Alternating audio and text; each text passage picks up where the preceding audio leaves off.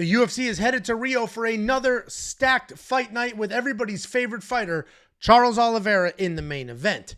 And nothing makes these fights a little more exciting than winning an extra $1 or $2 while watching. And my favorite way to do that is playing PrizePicks. If you don't know what PrizePicks is, it's daily fantasy. You come in here, you say more or less than any of the numbers you see on the screen, you slap a few of them together, and you can make some very real money. It's a ton of fun. It's super easy, and they will give you free money to play. The only thing you need to do to get that free money is go to wewantpicks.com/prizepicks. Use promo code WWP.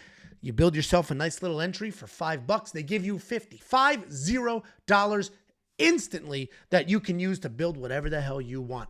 That's wewantpicks.com/prizepicks. Promo code WWP. I am going to focus very squarely on UFC Rio, but you can see a couple of things here. One, there are some Contender Series fighters on here. I don't know if this video will be up before the Contender Series, and I don't watch Contender Series, so I have no input on that whatsoever.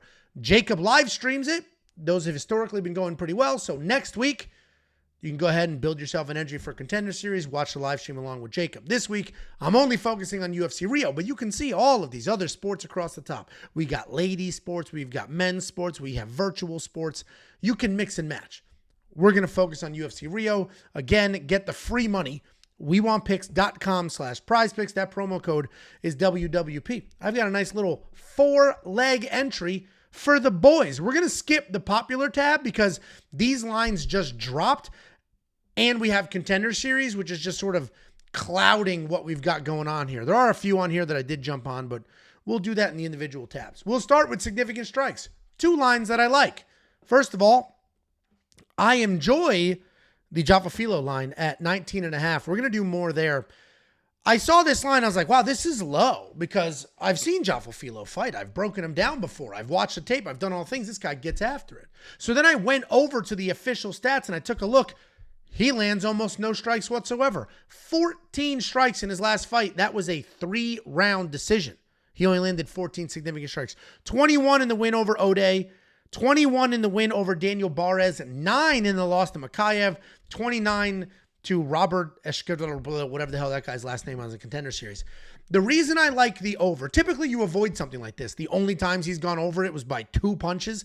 I typically would avoid this, but I like this because stylistically, I like the matchup. I think him and Clayton Carpenter are going to get after it. I think we get more striking than normal. I think Jaffa will let his hands go because that's how he's going to try to set up his takedowns. 2 scrappy dudes, very similar fight styles. I think we get more striking than people anticipate. So I think we get past this 19.5 significant strike line. The other strike line that I am thoroughly enjoying here, if we work our way down, the main event, 29.5 is a low number. And while I understand Charles Oliveira's had sort of a mixed bag, he has the most amount of submission wins in history. He was just knocked out in 2.5 minutes in his last fight.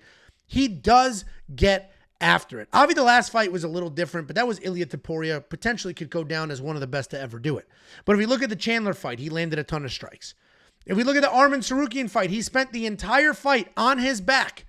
It was only 3 rounds. He still got to 20 strikes. 2 extra rounds. If this looks exactly like the Sarukian fight, and we have 10 more minutes, he gets past this number, and I think that's what we have here. I think he recognizes Gamrot's such a good wrestler, so I better get my hands going. I better threaten.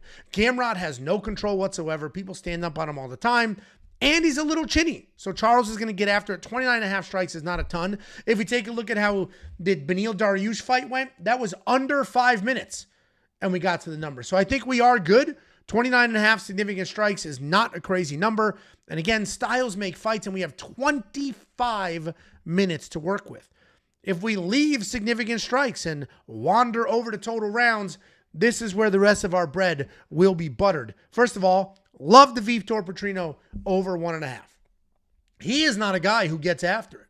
Go watch the Dustin Jacoby fight. He's perfectly content hanging out on the outside. He's fighting a pretty durable Thomas Peterson.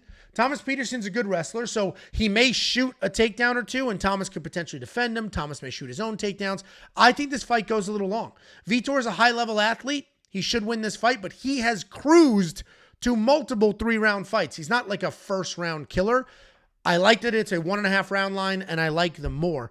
And the other fight here is almost the exact same logic Mario Pinto, Janata Diniz, over 1.5 is solid there. If you want to go ahead and throw that in, I don't have this in my official entry that I've already built, but I do like this line for very similar reasons to Vitor Petrino. Janata Diniz, a high-level striker, but he takes his time. He's technical. Mario Pinto, high-level striker who takes his time. He's technical. These guys do have early knockouts, but they don't go wildly chasing. They're not just knockout or bust. They can win a more drawn-out technical striking match. And when you get two guys at this level, it might be a very slow start. They might feel each other out. So I think this is a a decent addition to the entry. But the other leg that was the official part of the entry was the Julia Polastri over 2.5 rounds. Julia is not insanely dangerous. Karolina Kowalkiewicz is not insanely dangerous. They're both very tough. I imagine this fight goes a full 15 minutes. I'm not that worried about it. I think, lady fights go 80% of the time over their designated round line. So I think we're good there.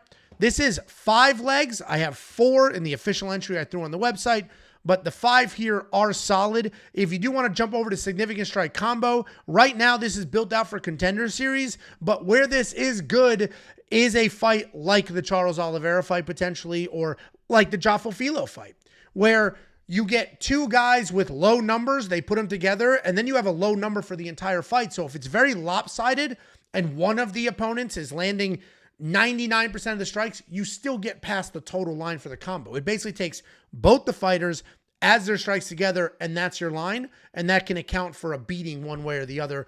I'm good with this entry. Let's go ahead and take a look at the one that I did build that does not include the Mario Pinto over. We have the Joffo Filo over 19.5 significant strikes. Charles Oliveira over the 29.5. Then we got the Vitor Petrino round line over, the Julia Polastri round line over. This is my entry. If you like this entry, spectacular work. If you don't, move on. But get your free money. Build your own entry. You don't need me. You can do it. Use your own entry, but get the free money. It's $50. That's not nothing. WeWantPicks.com/PrizePicks. Promo code WWP.